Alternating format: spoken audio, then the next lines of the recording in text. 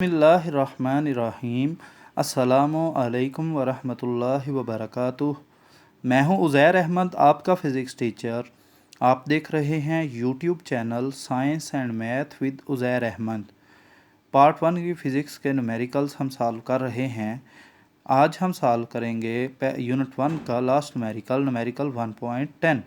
Suppose we are told that the acceleration of a particle moving in a circle of radius r with uniform speed v is proportional to some power of r, say r की power n, and some power of v, say v raised to power m.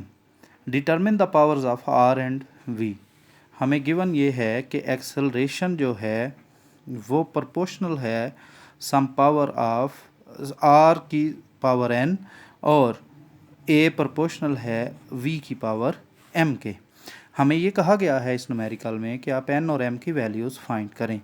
अब अगर हम इस प्रोपोर्शनल्स को इकट्ठा करें तो बन जाएगा a प्रोपोर्शनल टू r की पावर n v की पावर m। प्रोपोर्शनल साइन को ख़त्म करें तो बराबर आ जाता है कांस्टेंट मल्टीप्लाइड बाई r की पावर n v की पावर m। अब हमने n और m की वैल्यू फाइंड करनी है। हम रूट क्या यूज़ करेंगे?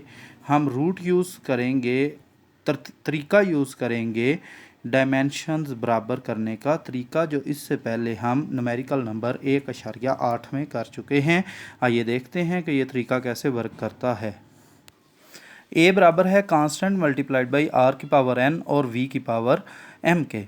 अब अगर ये इक्वेशन करेक्ट है डायमेंशनली, तो dimensions of A will be equal to dimensions of constant multiplied by R की power N multiplied by V की पावर एम के। अब कांस्टेंट की कोई डायमेंशंस नहीं है तो हम इसको स्किप करके लिख सकते हैं आर की पावर एन की डायमेंशंस और वी की पावर एम की डायमेंशंस के। और आर है डिस्टेंस, तो हम लिख सकते हैं इसकी डायमेंशंस है एल और एल जो है उसकी पावर एन आ जाएगी।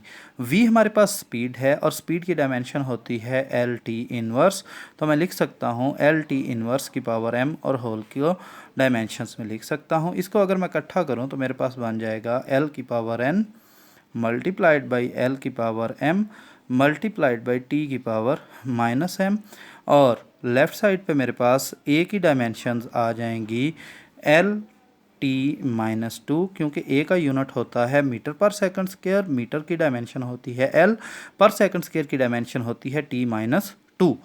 नेक्स्ट देखते हैं, हमारे पास आ जाएगा L T minus two equal to, ये पावर्स ऐड हो जाएंगी क्योंकि एल दोनों मल्टीप्लाई हो रहे हैं, तो एल की पावर आ जाएगी एम प्लस एन और टी माइनस एम। अगर इक्वेशंस दोनों साइड से इक्वल है तो एल की पावर्स और टी की पावर्स आपस में बराबर होनी चाहिए, यानी कि लेफ़्ट हैंड साइड पे एल की पावर 1 है तो राइट साइड पे एम प्लस एन है, तो एम प्लस एन जो है ये 1 के इक्वल होगा। राइट साइड पे टी की पावर माइनस एम है, लेफ़्ट साइड पे माइनस टू है, तो मैं लिख सकता हूँ minus M is equal to minus two. अब minus M is equal to minus two, ये मेरे पास इक्वेशन 2 है, और m plus N is equal to 1, ये इक्वेशन 1 है। इक्वेशन 2 को अगर हम मज़ीद सिंप्लीफाई करें, दोनों साइड पे -1 से डिवाइड करें इक्वेशन 2 में, तो बन जाता है m बराबर 2। अब m की वैल्यू अगर हम इक्वेशन 1 में पुट करें तो हमारे पास आएगा 2 plus N is equal to 1 और n बराबर आ जाएगा 1 माइनस 2 के, n बराबर आ गया -1 के। तो हमारे पास m की वैल्यू आ गई 2, n की वैल्यू आ गई -1 के। उम्मीद है आपको न्यूमेरिकल की समझ आ गई होगी।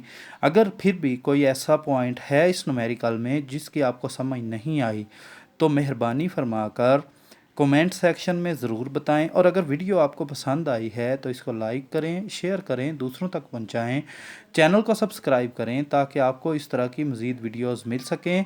मैं हूं उज़ैर अहमद, आपका फ़िज़िक्स टीचर। मेरी तरफ से नेक्स्ट वीडियो तक अल्लाह हाफिज़।